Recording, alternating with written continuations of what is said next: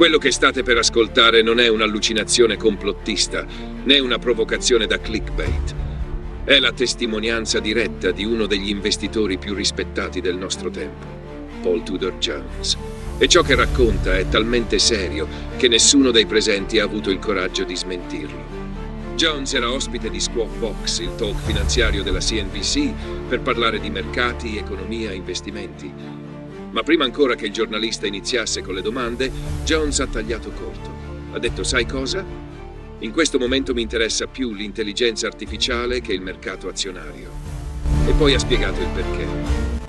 Makes me a little bit nervous, which is you're focused less on that right this moment than you are about artificial intelligence. Well, 2 settimane prima, Paul Tudor Jones aveva partecipato a una conferenza tecnologica ad altissimo livello, tenuta sotto le cosiddette regole di Chatham House. Il che significa: si può parlare del contenuto, ma non si possono fare nomi. Erano solo in 40. Ma erano i 40 più influenti, leader della finanza globale, politici, scienziati e soprattutto i big della tecnologia. Gente da copertina, gente che letteralmente decide il futuro. Jones ha partecipato a un panel sul capitalismo, ma l'attenzione di tutti era sul panel dedicato all'intelligenza artificiale. Lì c'erano 4 dei principali sviluppatori dei grandi modelli linguistici, quelli che oggi guidano l'AI generativa nel mondo. In pratica, i cervelli dietro l'intelligenza artificiale, così come la conosciamo. 3 sono le cose che Paul Tudor Jones ha tratto da quell'incontro. La prima, ottimista.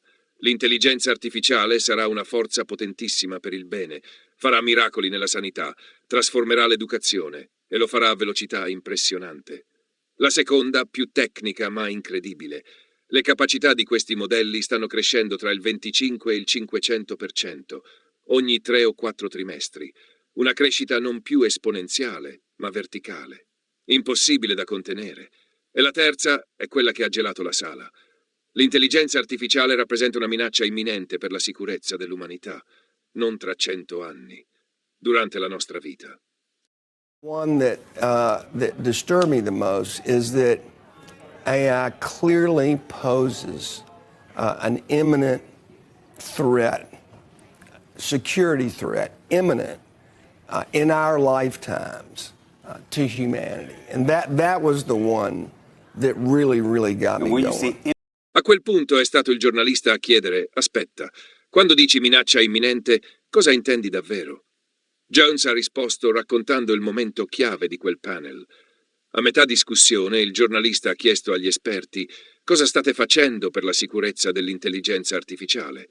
La risposta è stata chiara: nulla. La competizione tra aziende è così feroce, e quella geopolitica tra Stati Uniti, Russia e Cina ancora di più, che nessuno può permettersi di fermarsi. Nessuno può dire: forse stiamo andando troppo oltre.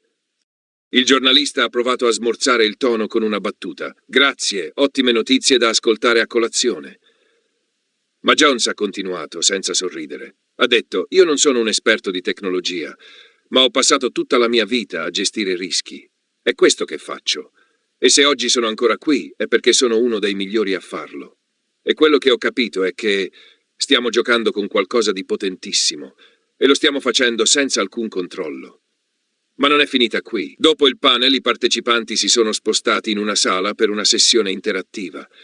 Veniva proposta una frase provocatoria e ognuno doveva fisicamente spostarsi da un lato o dall'altro della sala in base a quanto era d'accordo.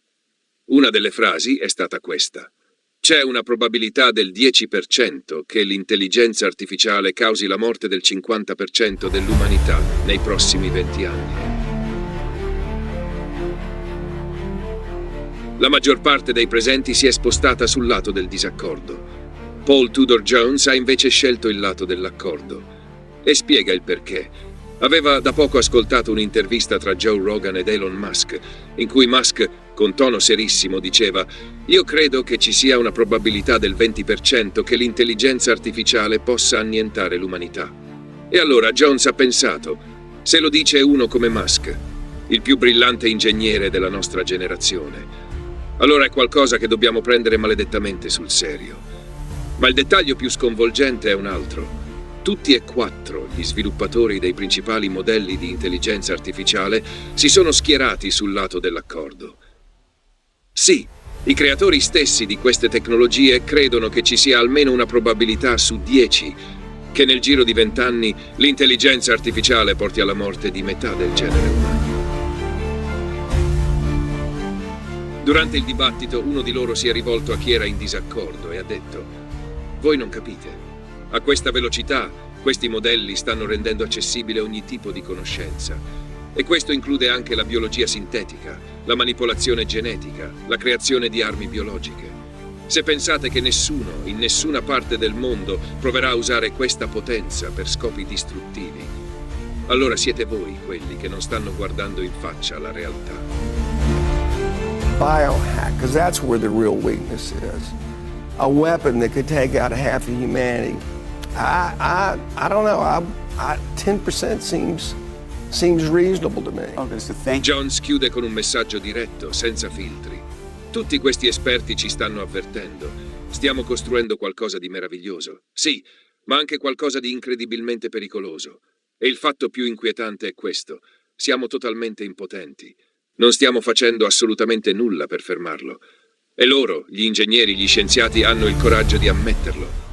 Ma noi cosa stiamo aspettando?